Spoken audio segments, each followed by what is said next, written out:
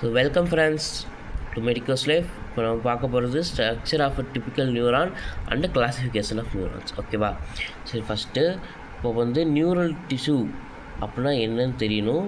Neural டிஷ்யூவில் என்னென்ன இருக்கும் அப்படின்னா செல் பாடி இருக்கும், டென்ட்ரைட்ஸ் இருக்கும், ஆக்சான் இருக்கும். ஓகேவா? இந்த நியூரல் டிஷ்யூஸில் ரெண்டு இருக்குது, நியூரான்ஸ் அண்டு நியூரோக்ளியா அப்படின்னு ரெண்டு இருக்குது. இந்த நியூரான்ஸ் தான் என்ன பண்ணும், டிடெக்ட் பண்ணும், ரிசீவ் பண்ணும் அண்டு டிரான்ஸ்மிட் ஒரு ஸ்டிமுலஸை டிடெக்ட் பண்ணும், ரிசீவ் பண்ணும், டிரான்ஸ்மிட் பண்ணும். இது எல்லாமே என்னது, ஸ்பெஷலைஸ்டு கனெக்டிவ் செல்ஸு. மல்டிபோலார் நியூரான்னா என்னத்துக்கு யூஸ் ஆகும்னா, use to conduct information in the form of impulses or action potentials. ஓகேவா? அடுத்து நியூரோக்ளியா பார்த்தீங்க அப்படின்னா நான் கண்டக்டைல் செல்ஸ். நியூரான்ஸ் வேறு, நியூரோக்ளியா வேறு. Neuroglia supporting cells, non conducting cells. But neurons conducting cells. ஓகேவா? நியூரோக்ளியா செல்ஸ் எக்ஸாம்பிள்ஸ் என்னது, Schwann cells. Schwann cells form myelin sheath in myelinated neuron. Myelinated நியூரானில் myelin ஷீத்தை form பண்ணுறது Schwann cells தான். ஓகேவா? So இதுதான் structure of a typical neuron பார்த்துக்கோங்க.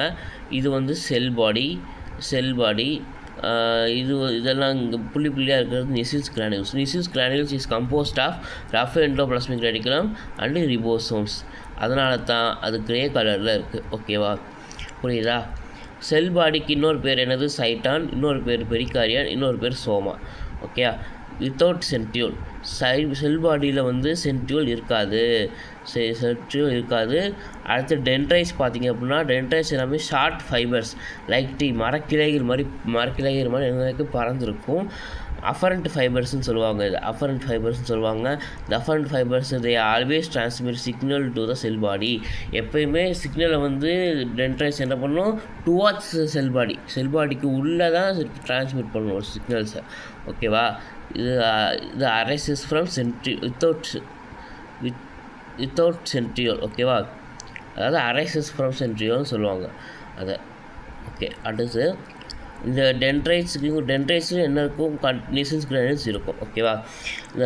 இந்த போர்ஷன் எல்லாமே இந்த கோடு போட்டது எல்லாமே நோட்ஸ் ஆஃப் ரன்வேர். இந்த ரெண்டு ஸ்வான்ஸுக்கு இடையில உள்ள ரீஜியனுக்கு பேர் நோட்ஸ் ஆஃப் ரன்வேர். அதுக்கடுத்து ஆக்சானுக்கு உள்ளே இருக்கிற பிளாசத்துக்கு பேர் சைட்டோபிளாசம். இங்கே இருக்கிற ப்ரொஜெக்ஷனுக்கு பேர் மைலின் ஷீத். மைலின் ஷீத்தில் லிப்பிட் இருக்கும். லிப்பிட் இருக்கிறனால தான் அது ஒயிட் கலரில் இருக்குது. ஒயிட் கலரில் இருக்கிறனால இன்டர்னோடு. ஒயிட் கலரில் இருக்கிற லிப்பிட் இருக்கிறனால அது எலக்ட்ரிக்கல் இன்சுலேட்டராக ஃபார்ம் ஆகுது. ஓகேவா? அடுத்து இது long part axon. Axon long fibre. இது also called cable of our பாடியாக. ஓகேவா? நர்வ் ஃபைபர்னு சொல்லுவாங்க. இந்த ஆக்சான் சில இடங்களில் 1 மீட்டருக்கு மேலேயும் நீளமாக இருக்குமா. ஓகேவா? 1 மீட்டருக்கு மேலேயும் நீளமாக இருக்குமா. அதுக்கடுத்து where there is Nissl's granules that part appears grey. Nissl's granules எங்கெல்லாம் இருக்குமோ அங்கே தான் கிரே கலரில் இருக்கும். ஏன்னா அங்கே ரஃப் எண்டோபிளாஸ்மிக் ரெட்டிகுலம் இருக்குது, ரிபோசோம்ஸ் இருக்குது. ஸோ அதனால் எக்ஸாம்பிள் என்ன, cell body, dendrites, unmyelinated nerve fibre. Myelinated nerve fibre white கலராக தெரியும், ஏன்னா லிப்பிட் இருக்கும். அன்மைலினேட்டட் நர்வ் ஃபைபரில் என்ன இருக்கும், ஸ்வான் செல்ஸ் இருக்காது, மைலின் ஷீத் இருக்காது, கிரே கலரில் தெரியும். ஓகேவா? இது synaptic knob or vesicle filled with neurotransmitters. இது என்னது, டென்ட்ரைட்ஸ் ஆர் டெர்மினல் ஆர்போரைசேஷன். ஓகேவா? சரி, இப்போது பார்க்கலாம். ஒயிட் மேட்டர்னால் என்ன அப்படின்னா, செல் பாடி இருக்கும், டென்ட்ரைட்ஸ் இருக்கும், மைலினேட்டட் நர்வ் ஃபைபர் இருக்கும். மைலினேட்டட் நர்வ் ஃபைபர்னால் அந்த axon enveloped by Schwann cells. ஆக்சானை சுற்றி ஸ்வான் செல்ஸ் இருக்கும். நல்லா கவனிச்சுக்கோங்க. மைலினேட்டட் நர்வ் ஃபைபர்னால் ஆக்சானை சுற்றி தான் ஸ்வான் செல்ஸ் என்வலப்பாக இருக்கும். புரியுதா? When there is myelinated nerve fibre there is no electrical conduction. அப்படின்னா அங்கே எலக்ட்ரிக்கல் கண்டக்ஷன் இல்லைன்னு அர்த்தம். ஓகேவா? ஸோ நான் மைலினேட்டட் நர்வ் ஃபைபர்ஸாக enclosed within the Schwann cell. அதாவது நான் மைலினேட்டட் நர்வ் ஃபைபர்ஸ் எல்லாமே ஸ்வான் செல்லுக்கு உள்ளே இருக்கும். இப்போ மைலினேட்டர்ஸ் நர்வ் ஃபைபரில் நர்வ் ஃபைபர் ஸ்வான் செல்ஸால் என்வலப் ஆகிருக்கும், சுற்றி இருக்கும் ஸ்வான் செல்ஸால். ஆனால் இங்கே ஸ்வான் செல்லுக்கு உள்ளே தான் மைலினேட்டட், ஸ்வான் செல்லுக்கு உள்ளே தான் நர்வ் ஃபைபர்ஸே இருக்கும். புரியுதா? இங்கே பாருங்கள், இது ஸ்வான் செல்ஸு, இது சுற்றி நர்வ் ஃபைபர்ஸ், இது சுற்றி எனது நர்வ் ஃபைபர்ஸு. புரியுதா? இதோட க்ரூவ்ஸ், ஸ்வான் செல்லோட க்ரூவ்ஸில் தான் நர்வ் ஃபைபர்ஸ் தொடர்ந்து இருக்கும். ஓகேவா? என்க்ளோஸ்டு வேறு, என்வலப்டு வேறு. Enclosed within the Schwann cell do not form myelin sheaths. இது எங்கே இருக்கும் அப்படின்னா எஸ்என்எஸ் சொமாட்டிக் நியூரல் சிஸ்டம்ஸ்லையும் அட்டானமஸ் நியூரல் சிஸ்டம்ஸ்லையும் இருக்கும். ஓகேவா? அடுத்து, in a single swan cell, number of grooves are present in which many nerve fibers are enclosed நான் வச்சுக்கோங்க, enclosed do not form myelin sheath. ஓகேவா?